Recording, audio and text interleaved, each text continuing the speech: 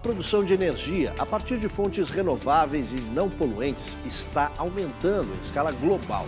O ritmo desse crescimento pode não ser esperado por aqueles que desejam ver um mundo menos poluído. Mas já se prevê que dentro de 2 anos, as usinas hidrelétricas, eólicas e solares terão o dobro da capacidade das nucleares. O interesse pelo setor de renováveis é tão grande que a China já ultrapassou os Estados Unidos na instalação dos parques. E a Inglaterra acaba de inaugurar o maior projeto mundial de produção de energia eólica no mar. Nessa edição do Matéria de Capa, vamos mostrar as alternativas para fugir do petróleo, do gás e do carvão, ou seja, os grandes vilões do meio ambiente. Fique com a gente. No Ceará, as praias e os ventos que incentivam o turismo também contribuem para outra atividade econômica, a geração de energia. A cena é típica do litoral nordestino. Muito sol, mar verdinho e praias que parecem não ter fim. O turista aproveita. Olha, demais. Isso aqui é pureza, um ar puro desse. A gente está longe das capitais, longe de poluição e uma sensação maravilhosa, né? Calor, mas com um ventinho gostoso. Maravilha. Mas tantos atrativos não trazem só gente interessada em se divertir, conhecer dunas e descansar. O vento está mudando a paisagem na capital brasileira da energia limpa. O Ceará é hoje o segundo estado que mais produz energia eólica no país, atrás apenas do Rio Grande do Norte. São 17 parques como esse em operação, com um potencial de 520 megawatts. É o suficiente para abastecer 20% da demanda de todo o estado. A energia eólica, tanto quanto as outras, mas um pouco mais pelo fato de ter uma sustentabilidade, não ter a necessidade de um combustível, ela tem um atrativo maior. Eu nunca vou pagar pelo vento. Quer dizer, o vento é a natureza que oferece, assim como o sol, é diferente do gás natural, do petróleo, do carvão. O sol já foi o maior inimigo do nordestino. A seca faz parte do imaginário nacional. Costumo dizer para os estudantes que durante toda a minha vida eu ouvi falar que a causa, digamos assim, da desgraça do Ceará é o sol, né? E hoje a gente vê os especialistas do mundo colocando que o futuro vai ser a base da energia solar, ou seja, os locais que têm mais condição de sol e de vento, eles vão ser, como eu costumo dizer, a Arábia Saudita do século XXI.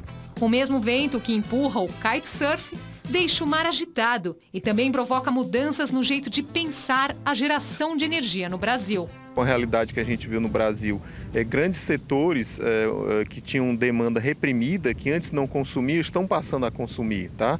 Então esse processo a gente está verificando em diversos países do mundo, está verificando na China, Índia, Ásia, na Ásia de modo geral, na África. Então é importante que nós façamos essa opção hoje já pelas energias limpas, que é exatamente para termos um futuro sustentável. O Estado, por sua vez, está gerando energia própria.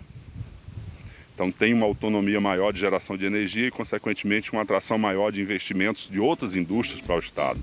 Quer dizer, a população como um todo, porque está substituindo uma energia que poderia ser fóssil, trazendo prejuízo para o meio ambiente, está tendo uma energia saudável, sustentável e em harmonia com o meio ambiente, né?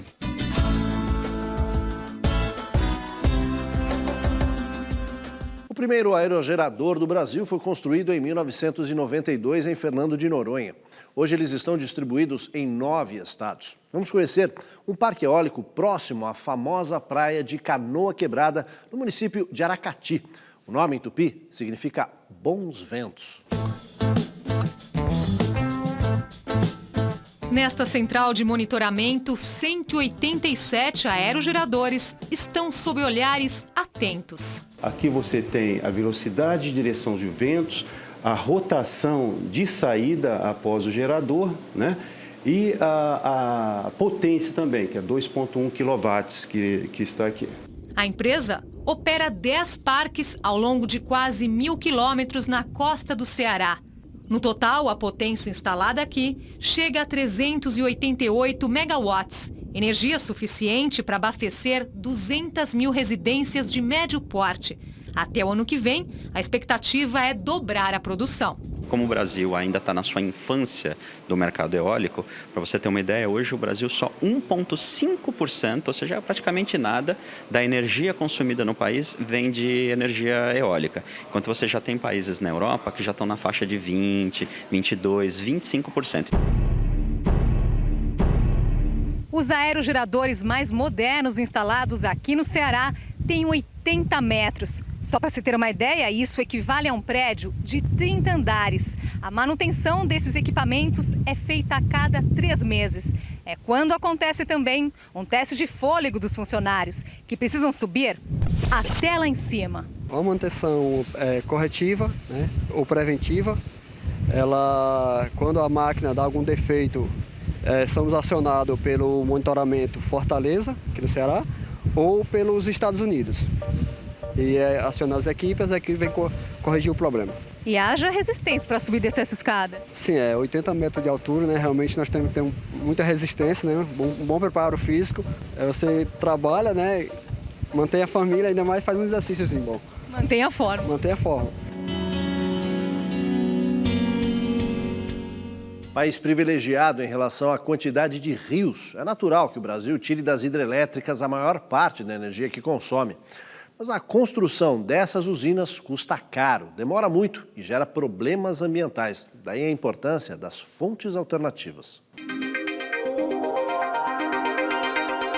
Com uma capacidade instalada de mais de 83 mil megawatts, as usinas hidrelétricas respondem por mais de 65% do consumo no Brasil.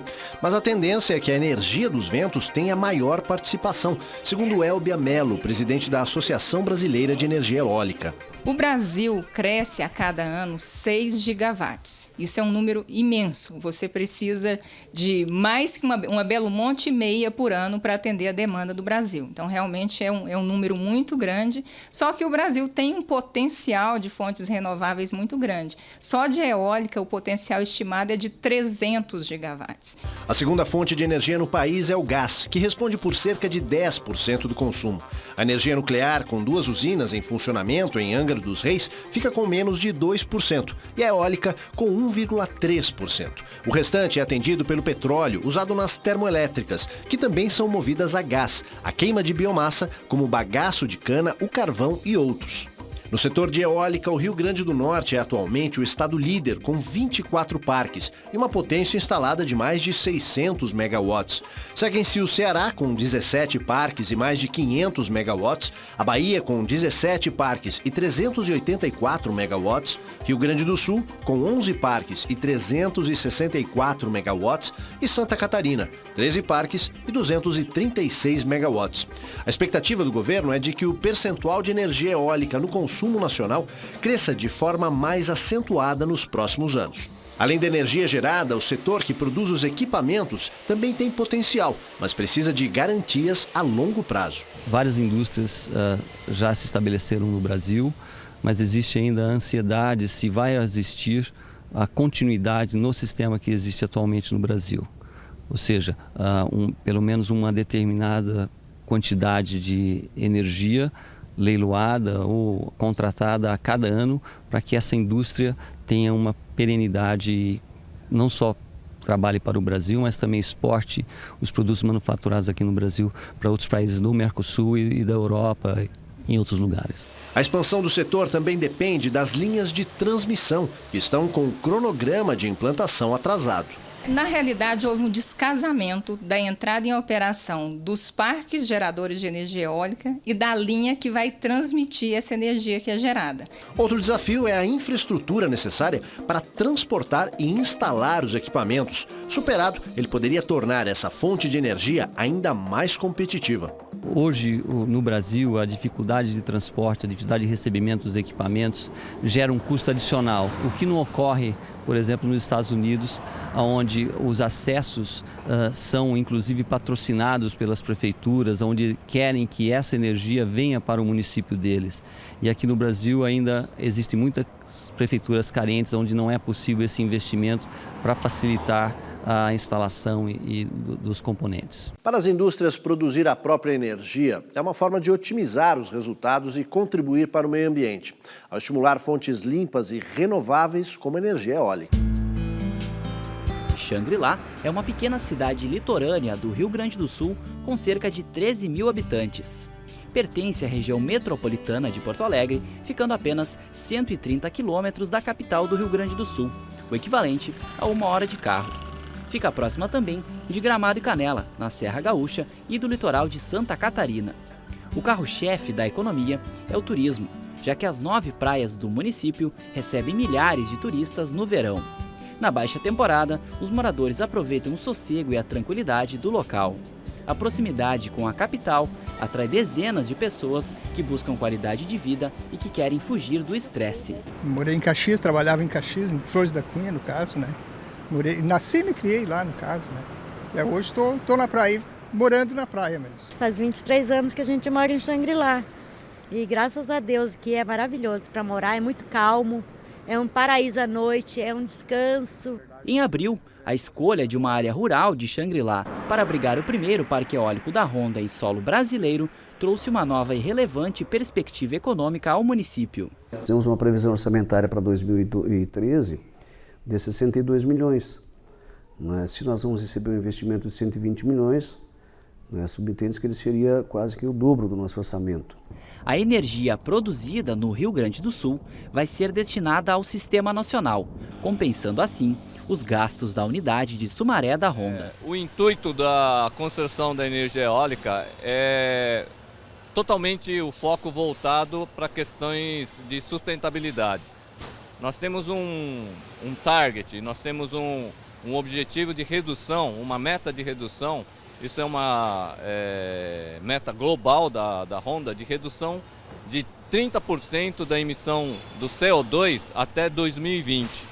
Então, em base a essa meta que foi atribuída para todas as unidades da Fabril, da Honda, nós montamos o projeto XEN, que acabou elaborando esse projeto de energia eólica, que no estudo que nós fizemos é a mais limpa possível e o que traz bastante impacto à questão de redução de CO2. Essa fábrica, hoje, nós temos a capacidade de produzir 150 mil unidades de veículos durante o ano.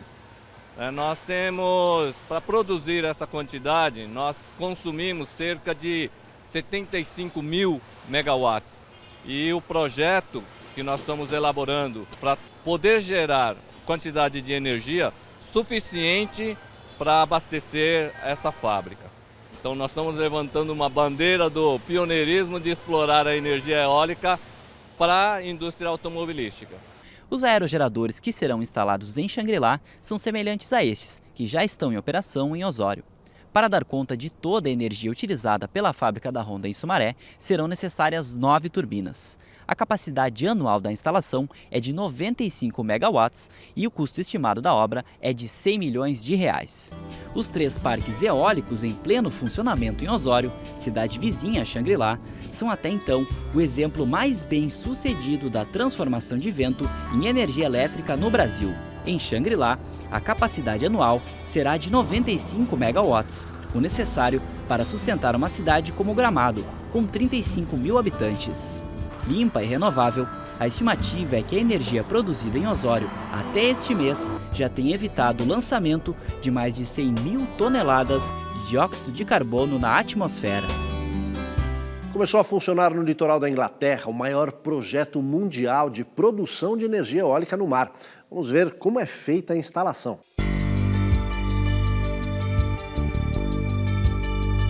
Espalhadas pela costa leste da Inglaterra, no estuário do rio Tâmisa, as 175 turbinas têm capacidade para produzir 630 megawatts. E o parque ainda será ampliado para 870 megawatts, suficiente para atender uma cidade de 2 milhões de habitantes. Quando estiver pronta a segunda etapa, esta fazenda eólica evitará a emissão de 1.200.000 toneladas de carbono por ano na atmosfera, com a redução no consumo de gás para uso doméstico, industrial e pequenos negócios. Instalada numa área onde as ondas chegam a mais de 5 metros de altura, as torres são largas o suficiente para permitir a passagem dos técnicos de manutenção. Além da camada de areia, elas penetram no solo, no fundo do mar, para garantir a sustentação.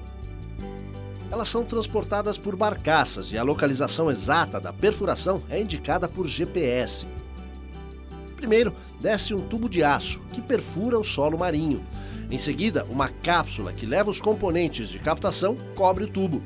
Na terceira etapa vem a torre, que sustenta o aerogerador. Estão prontas as turbinas que vão captar a energia limpa e renovável dos ventos. –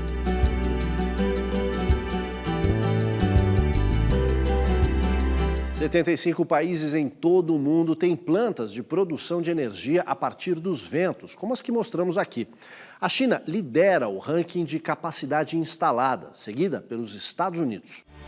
Em apenas um ano, a China instalou 18 mil megawatts, alcançando uma capacidade de 62 mil megawatts. Os Estados Unidos instalaram 6.800 megawatts em 2011, totalizando 47 mil megawatts. Em terceiro lugar, vem a Alemanha, com um total de 29 mil megawatts instalados. Em quarto, a Espanha, com 21 mil. E em quinto, a Índia, com 16 mil. O Brasil tem apenas 1,3 megawatts instalados. Para se ter uma ideia da dimensão deste equipamento, as pás das turbinas atuais têm 120 metros de uma ponta a outra. Um Airbus A380, o maior avião comercial do mundo, mede 80 metros de um extremo ao outro. Em instantes, a França é pioneira na geração de energia a partir das ondas do mar. Mas o Brasil, com 8 mil quilômetros de costa, pode tirar grande proveito dessa matriz energética. A gente volta já.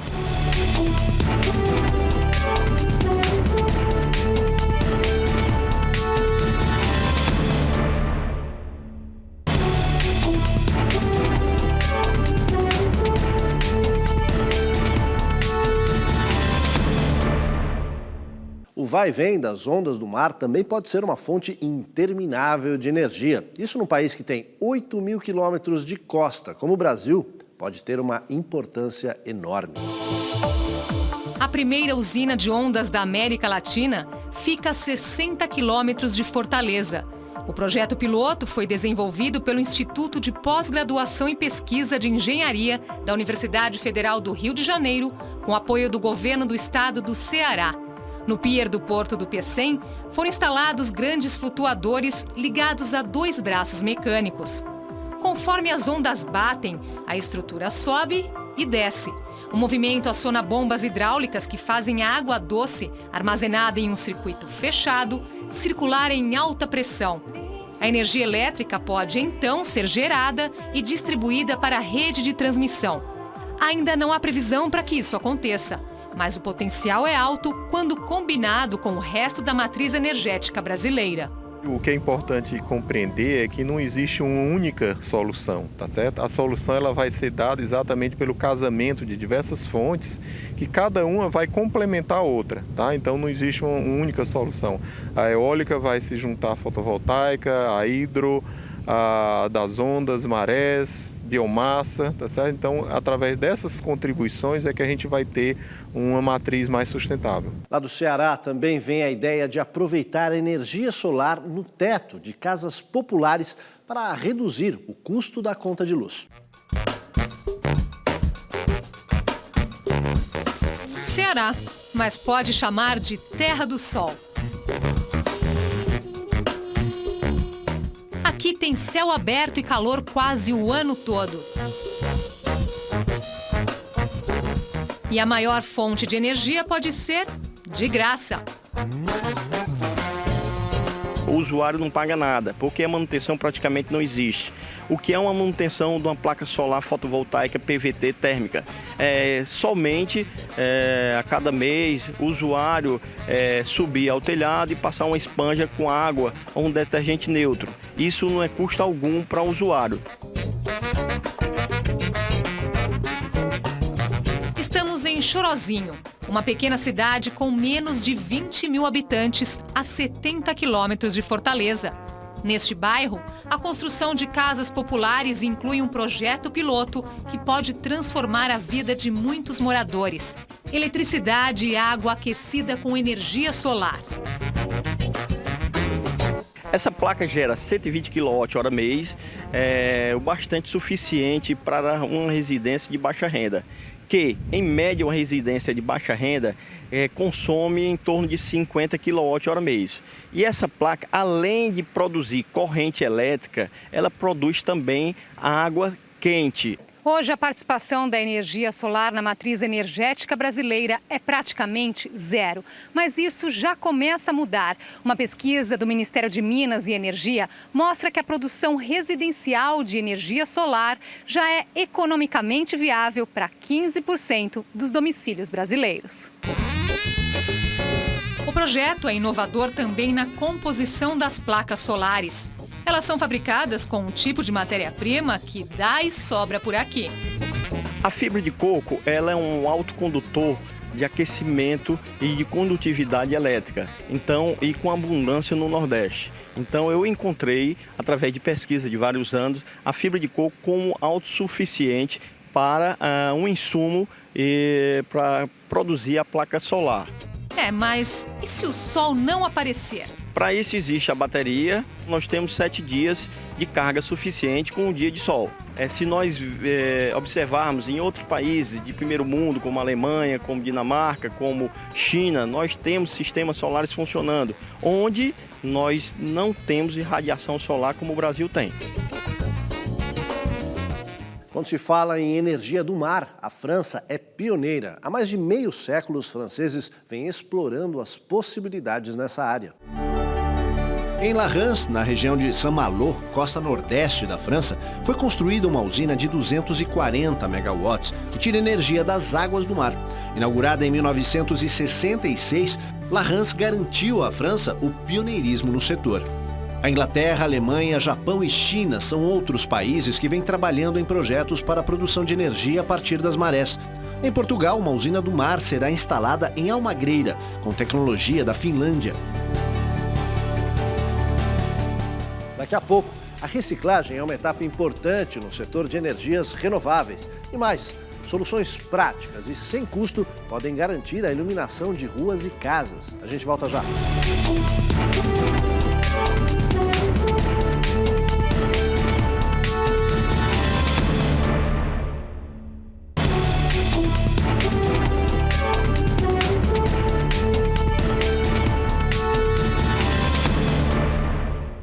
Já imaginou ter um poste de energia na sua rua que aproveita a força dos ventos e o calor do sol?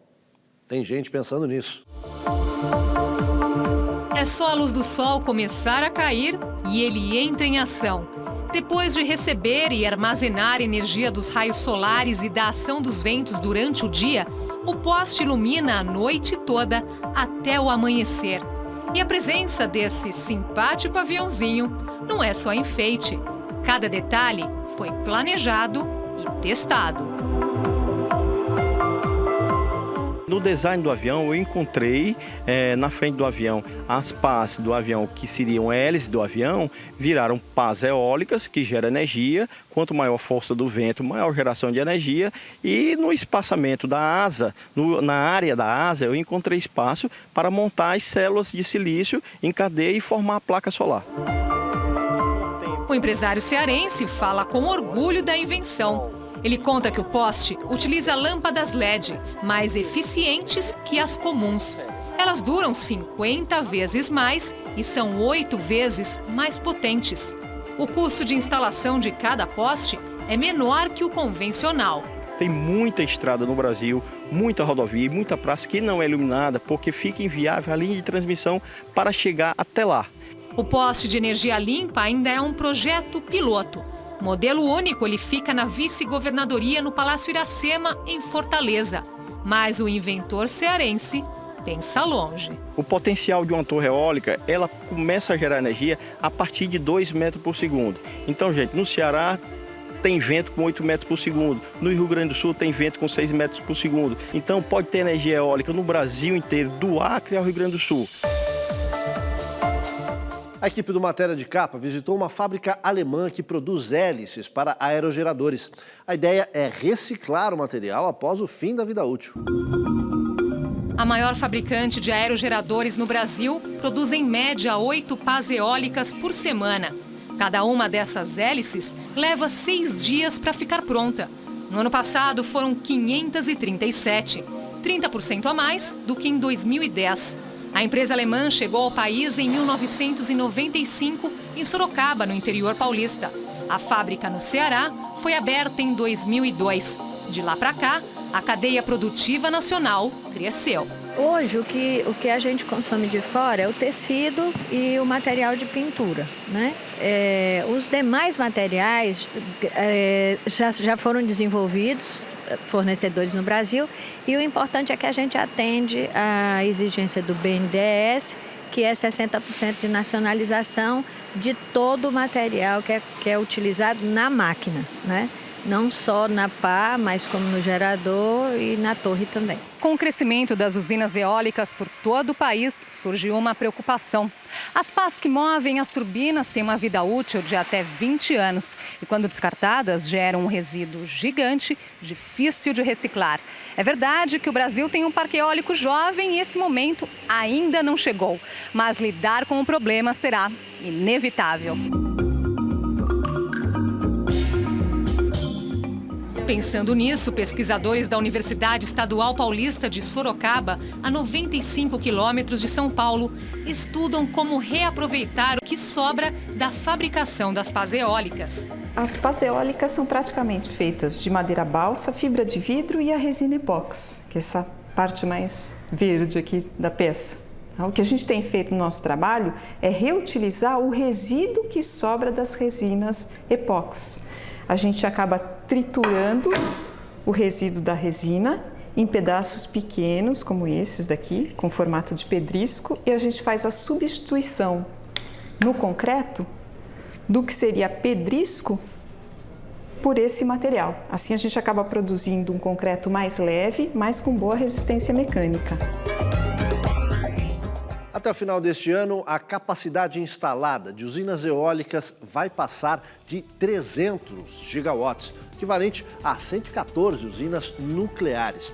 Esse número não chega à metade do total de usinas nucleares, que hoje somam 439 distribuídas em 31 países. Mas, sem dúvida, registra algum avanço. Em todo o mundo, a demanda por energia não para de crescer. E a pergunta que se faz é esta: de onde tirar essa energia se as usinas nucleares envolvem risco? O petróleo, carvão e gás, então, nem se fale. O futuro aponta inevitavelmente para as fontes alternativas, limpas e renováveis. A Matéria de Capa fica por aqui. Esperamos vocês no próximo domingo às 7 da noite. Uma boa noite a todos e até lá.